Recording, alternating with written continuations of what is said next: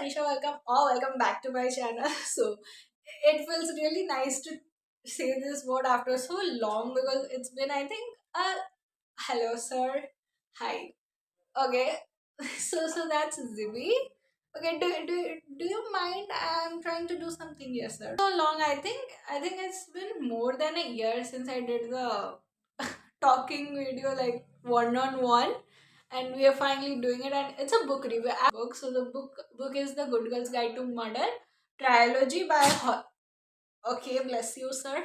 It's the trilogy by Holly Jackson. You cannot just sit in front of my camera.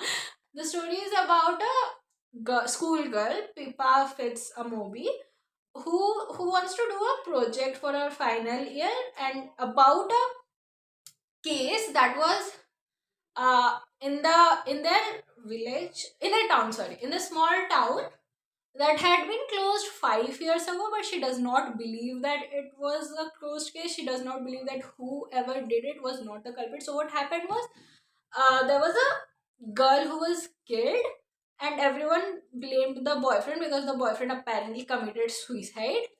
That was case closed because he died, she died, and everything was sorted. But then she did not believe that, and she goes on a project for research thingy, and she uncovers everything. She uncovers so many things in the process about drugs, about rapes, about smuggling, about everything. She uncovers so many things throughout the project, and finally solves the case, and also finds the real culprit who did it, and clears the name of the guy who was convicted of killing her, and also finds another missing girl, uh, in the whoever the whoever was the culprit. She finds another girl in his house, and it's a story about that, and it just keeps you hooked throughout. Exactly, like I said, if you start reading it, you cannot stop reading it. The first part, and it's like 400 pages, and it took me 2 days. I was reading it at school, I was reading at home. I just gave up everything else, and I was just reading it, and I loved it so much. And you cannot guess also things till the last, and when the last thing happen, it just clicks. Everything, it just clicks, and it just makes sense. And even though, no, not even though, it just makes sense. Everything just makes sense in the first part. And I was so happy with the book that I loved the book. I loved everything about the book from the starting. I like the writing style. It's very easy writing. Like, you can, like, anyone can read it, and it has a lot of, like, the information about the things. It has diary entries, it has logs, it has the normal writing part, it has conversation for a podcast type. The conversation is totally written. That's, I like the writing style. It's a mix of everything, and it's also an easy read. And if you want to start reading, if you want to get into reading, and you like thriller, you can start with this book. Yes, and even if you like thrillers in general, like the mystery thrillers, you can read this one first.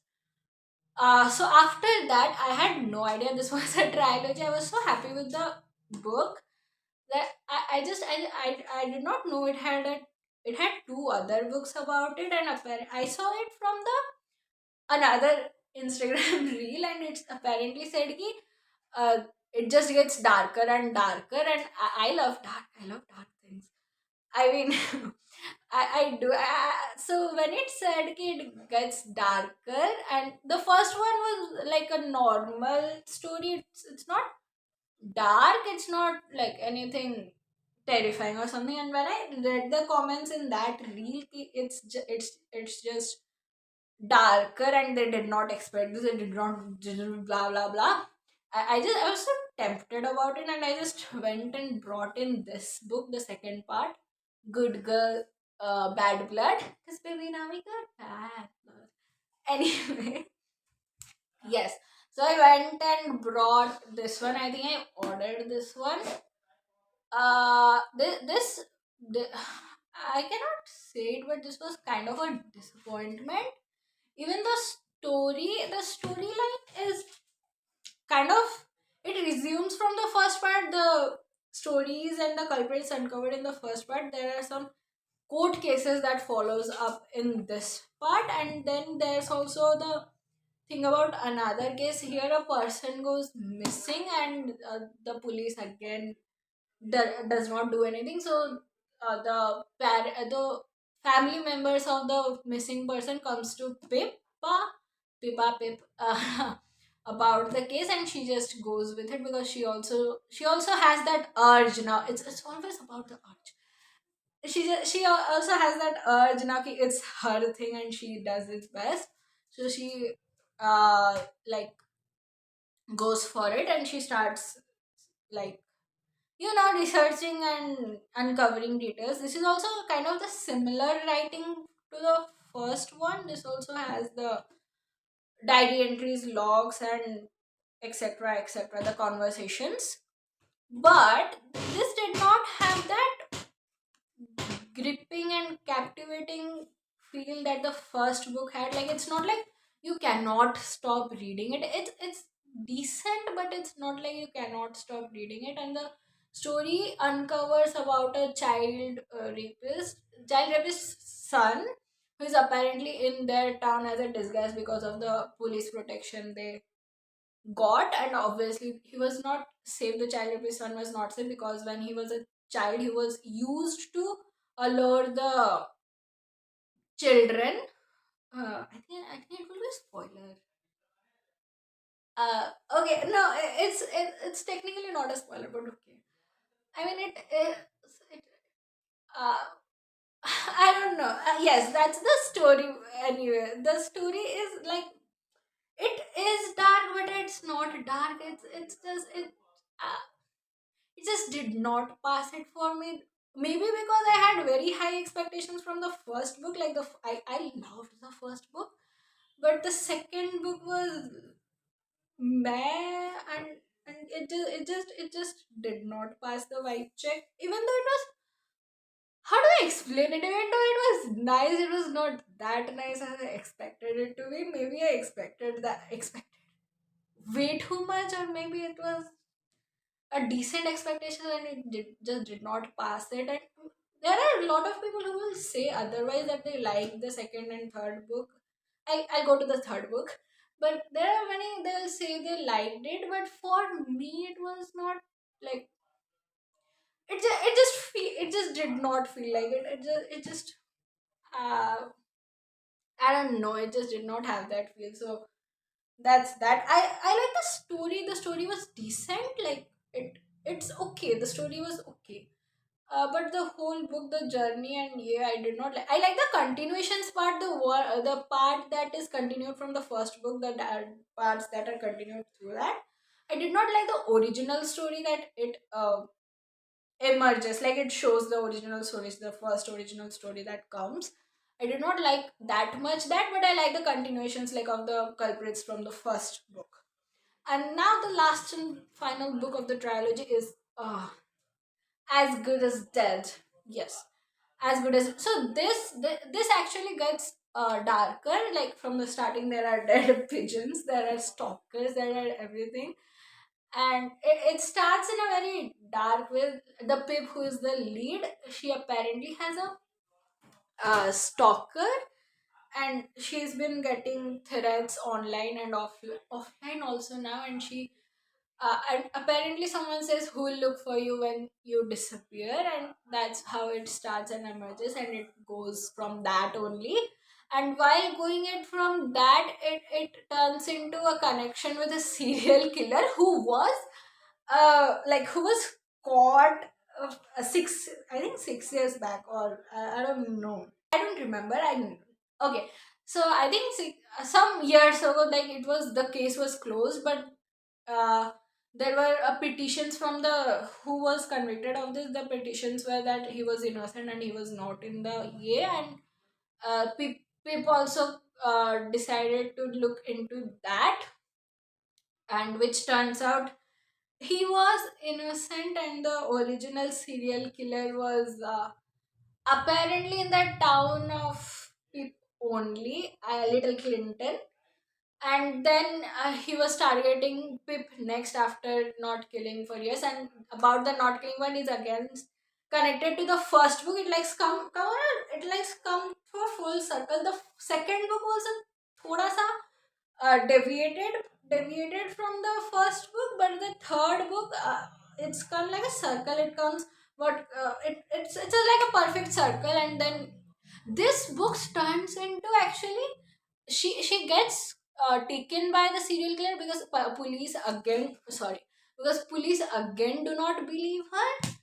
And then the serial killer takes her, and then she escapes, but she does not escape because she thinks the police would not believe that she was taken. And who was the serial killer, they'll not believe that it was him. So she just took matters into her own hands, and she just killed that serial killer itself so that he could not kill anyone else. And it also shows, there's also a connection between the dead girl in the first book and the serial killer in the last book. Sorry, the serial killer in the last book, which is also pretty, which was nice. I like the connections and how it just made sense, and it's like it was fun to read. And so the third book turns into a how to get away with murders. Yes, please watch that series too. Yes, it turns into a how to get away with murder, and after killing her, she calls her boyfriend, who she describes as a person, and it's cute when they're together. So they I love the part where they tampered with the body's temperature and all to change the death time, and which gave them time to make their alibis when the the medical examiners, will find out the time of the death was. The time of the death was, and they had a perfect alibi for it, and they just frame another rapist from the first book who was a rapist, but the court declared them as not guilty. So they just framed there for the murder of the serial killer because they both deserved it. And there's a suspense of it works out or not. There's even though it's perfectly planned, it's perfectly placed, there's always that little doubt ki if it will work or not, because it's all hypothetically. So it just keeps you hooked till the last whether it does work or not. And it's a nice story. Like the third one was like decent. Decent. I like the connections and how it all just came together, and it was nice.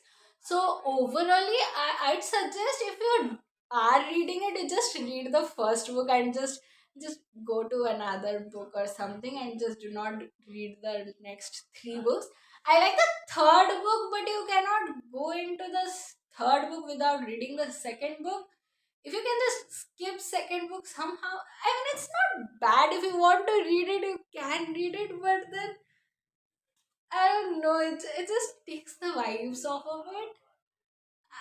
Okay, I'll still suggest just read the first book as it is, and just leave it there. And it's my opinion, and if you want to read it, you can. I don't know, but according to me, you just should just stop after the first book. Even though the third was nice, just yeah. So that was it. Oh, this is cool. This was it for the book review, and I'd give it the whole trilogy. I'll give it a 6.5 or 7 on 10, and the first book I'll give it a 9. You have the expectations from the first book, but then it just that's what was disappointing, and that's why the marks, even the stories are not bad, but it was also not up to the hype. So that was, so yes, that brings us to the end of this video. It was all me bug bugging it was all me bug bugging, and this was the all the three books: Good Girl's Guide to Murder, Good Girl Bad Blood, As Good as Dead. And yes, that's it for today's video. this video, not today's video. And I will see you next time, hopefully soon. Thanks for watching if you're still watching, and I hope you liked. Hope you liked listening to me talk, not talking to me, listening to me talk. It means a lot if you are still here, and that just means you like listening to me talk, and it's nice. So thank you so much for watching.